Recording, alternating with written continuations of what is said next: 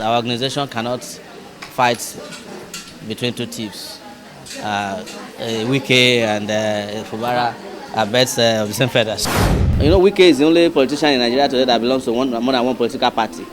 He's a member of PDP and also a member of the APC. And a member of some other parties that you may not have heard of. So I'm not in the business of advising any of these regimes.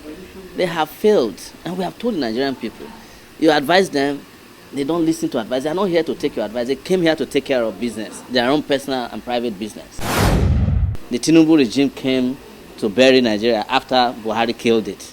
And people are still playing along with them. I don't know what is wrong with Nigeria. But if the emergency rule persisted, that means there has been emergency protests. And emergency protests cannot end emergency rule. Protests have to be very well planned and sustained. They have to be organic too. So maybe the people who are doing the protests should find out a way to do real protests. And the kind of protest that can end the emergency rule. Yeah. So how do you think the protest can go to end that emergency rule in Rivers State? We won't just get involved in the protests for the sake of protesting. It will be because there's a larger goal that it serves in our revolutionary desire to change Nigeria. For instance, our organization cannot fight between two thieves.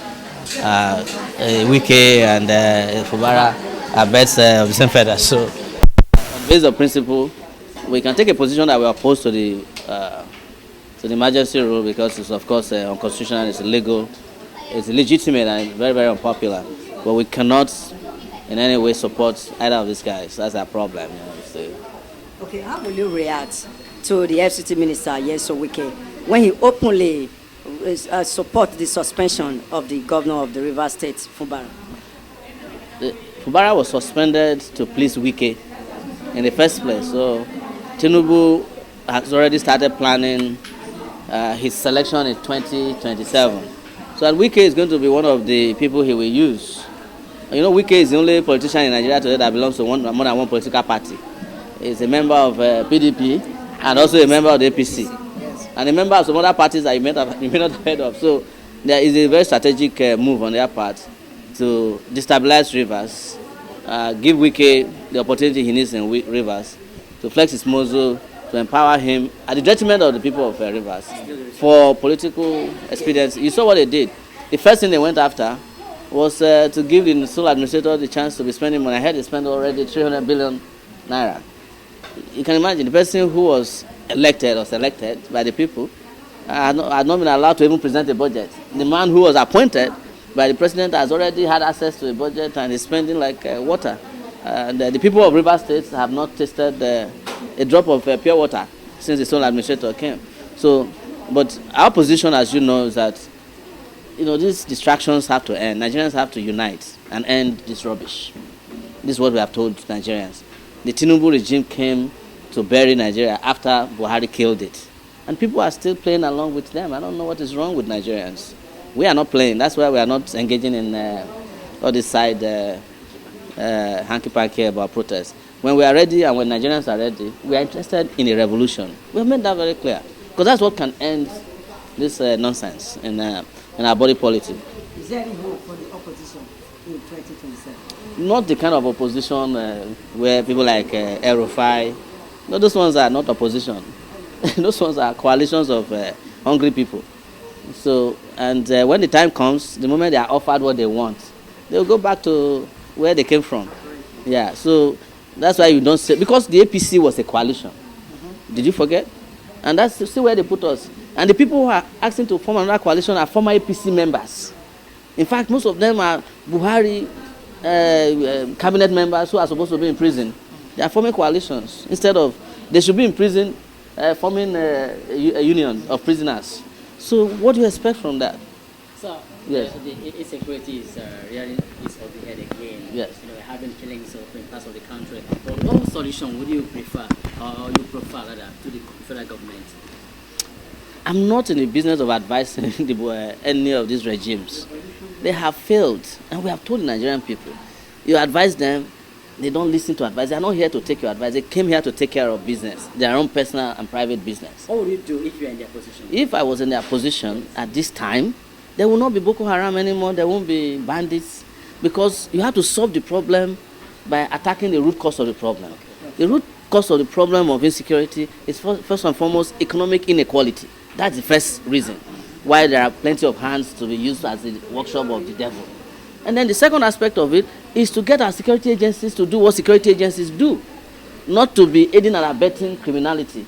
You cannot have an IG, and I know you guys love to talk about the IG, Inspector General of Police, who is tired and have retired. You keep him in office, and you expect insecurity to end. It will not end. You have all these military generals who don't go to war. And it's only in Nigeria that somebody who has never fought a war before will become a general in the army. Based on the number of traditional rulers he knows or the GO of his church, that's how they become generals in Nigeria, not because they go to war. If you see an Israeli general, it's because he has fought a war before. If you see an American general, he has been to Afghanistan, he has fought in Iraq, even though those wars might be wrong. But they have gone to war. But in Nigeria, you call these businessmen generals, they are all building estates in Abuja. They don't go to the war front. They don't know what's going on there. They are the ones who are happy that the insecurities are coming. So that is why you see this happening. You ask army to be doing traffic work on the streets. The police is not doing anything.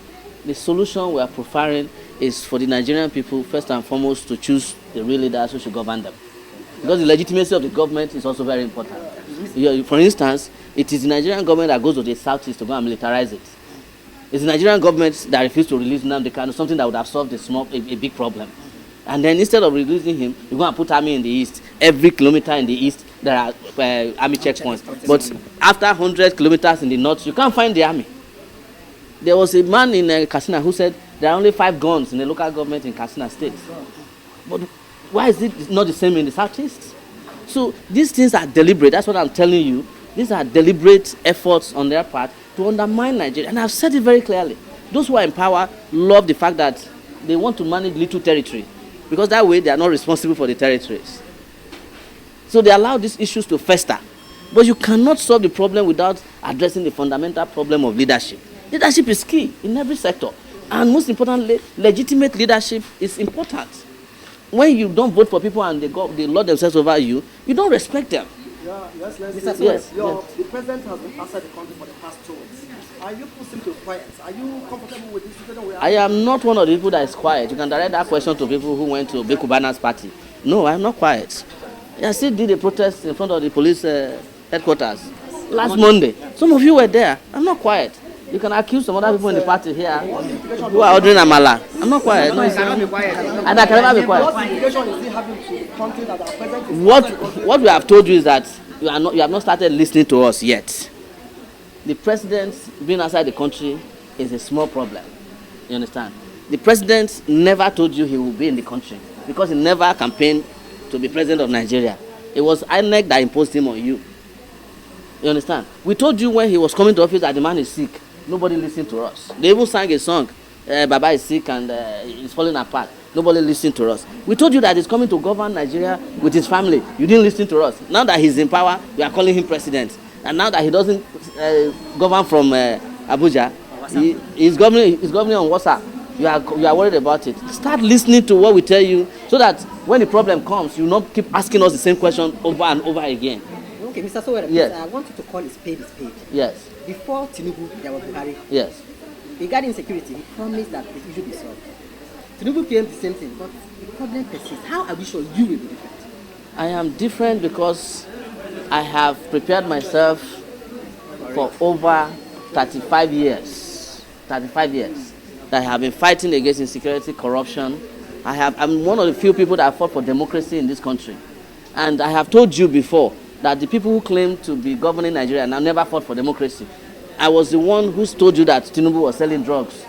In Chicago in 1993, when we were fighting for democracy with Abiola here in Nigeria, they were in bed with Abacha, but pretending that they were fighting for democracy under Nadeko. I have said this, I've granted this interview in several places. How do you know who is different? It's the person who has been consistent. It's a person with character. It's a person you can trust, who you can close your eyes and go to bed and you know that the person will not betray you. You understand? Are you getting my point? You know, I used to make a joke with a friend of mine. In the last election, there are 2 of us whose name existed in the Bible. One of them was Peter. My name is Stephen. One betrayed Jesus 3 times. The other one was stoned by charlatans. The charlatans in this country keep stoning their saviors. That's the problem. That's the biggest problem. So we have prepared ourselves to get the country out of the woods. But as long as you give charlatans the opportunity to run your country, then you keep asking the same question all over and over and over again. Are you getting my point?